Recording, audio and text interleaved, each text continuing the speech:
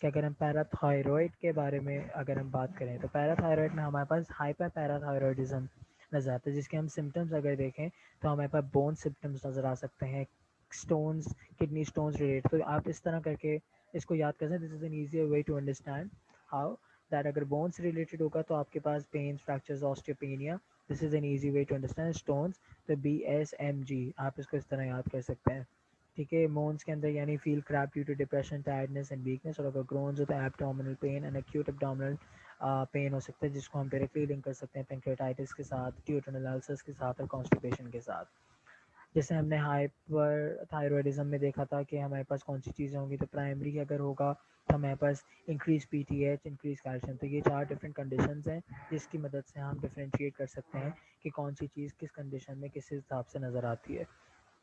You might be asked about this in your Viva. I don't think this comes in your BCQs or SP about this. Okay, moving on about hyperparathyroidism के test. These are basic test जो आप कर सकते हैं अगर osteoporosis आपको नज़र आ रहा है तो वो DEXA स्कैन के ज़रिए आप चेक कर सकते हैं। These are some baseline basic test जो आप करते हैं डायग्नोसिस के लिए। Treatment, mild fluids, avoid drugs, diet और रिव्यू कर सकते हैं। अगर बहुत ज़्यादा सीवियर हो तो हम सर्जरी हमें करानी पड़ती है। हाइपरपैराथायरॉयडिज्म के साइंस हम अगर देखें तो टेटनी, डिप्रेशन, कार्पोपेडल स्पैजम्स आपको दिखेंगे, ट्रूशे साइन नजर आएगा आपको, शिवॉटस्टिक साइन नजर आएगा, ECG चेंजेस आएंगे। Now both of these signs may be asked in your viva, but other than that they do not have any significant role in your BCQs or SP. ये भी हमने जिस तरह मैंने आपको बताया था कि प्राइमरी, सेकेंडरी, सूडो और pseudo pseudo pseudo that's not a thing. अगर हमें सूडो हाइपोपैराथायरॉयडिज्म नजर आएगा तो हमें इस किस्म की तो प्राइमरी और सेकेंडरी की तो इतनी डिफरेंस नहीं है, लेकिन सूडो के अंदर we see that the parathyroid hormone is increase but the calcium levels are still decreasing. ठीक है, so this is important.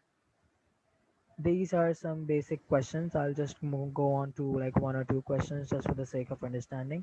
अगर हमारे पास एक 23-year-old woman हो who is presenting with sweating and tremor and her thyroid function tests are as follows. तो TSH हमारे पास less than 0.05 and free T4 is 25 pico per mole. So what is the most common cause of this presentation? So for this you need to answer कि आपको सबसे पहले देखना है कि यहाँ पर आपके पास स्वेटिंग और ट्रेमर नज़र आया था। ठीक है, और फिर आपके पास कोई और बेसिक इन्फॉर्मेशन नहीं दी गई और आपको सिर्फ टेस्ट की मदद से आइडेंटिफाई करना है। So for this you might have to link to your आपको इसकी वैल्यूज़ मालूम होनी चाहिए। वैल्यूज़ अगर आपको मालूम होंगी तो आपको ऑटोमेटिकली पता चल जाएगा कि हाइपरथायरॉयडिज्म का केस है, और इवेंचुअली जो कि हाइपरथायरॉयडिज्म की बेसिक क्लासिकल प्रेजेंटेशन है वो हमें ग्रेव्स डिजीज़ के अंदर नज़र आती है। अब move on to another question. These are certain reference ranges. तो अगर हमने देखा कि ये जो फ्री थायरॉक्सिन है वो 90-22 की रेंजेस में था, तो हमने देखा कि this was increased in this case, so this was the reason that we see that it was Graves disease. Another question we have, in which we see that the 33-year-old female is referred by her general physician with thyrotoxicosis. Following a discussion of management options, she elects to have a radioiodine therapy. Which one of the following is the most likely adverse effect? अगर हम radio iodine therapy करवाते हैं उस patient की, तो adverse effect जब भी thyrotoxicosis को हम रिवर्स करने की कोशिश करते हैं तो हमें इवेंचुअल हाइपोथायरॉयडिज्म उस पेशेंट के अंदर ज़रूर ज़रूर ज़रूर मिलता है।